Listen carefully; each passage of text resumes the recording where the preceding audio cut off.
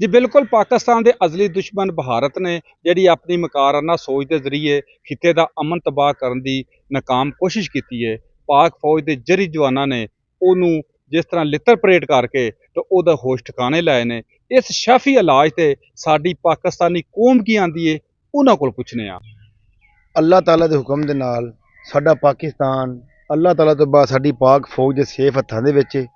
ਔਰ ਇੰਡੀਆ ਦੇ ਜਿਹੜੇ ਮਕਾਰ ਇਰਾਦੇ ਨੇ ਉਹ ਆਪਣੇ ਕਿਸੇ ਇਰਾਦੇ 'ਚ ਕਾਮਯਾਬ ਇਨਸ਼ਾ ਤਾਲਾ ਨਹੀਂ ਹੋਣਾ। ਸਾਡੀ ਪਾਕ ਫੌਜ ਉਹਨਾਂ ਨੂੰ ਫਨਾਹ ਫਿਲਾ ਕਰ ਦੇਗੀ ਔਰ ਉਹਨਾਂ ਦੇ ਹਰ ਵਾਰ ਦਾ ਜਵਾਬ ਉਹਨਾਂ ਨੇ ਮੁਨਾਸਬ ਤਰੀਕੇ ਨਾਲ ਦਿੱਤਾ ਹੈ ਔਰ ਅੱਗੋਂ ਵੀ ਦੇਣਗੇ।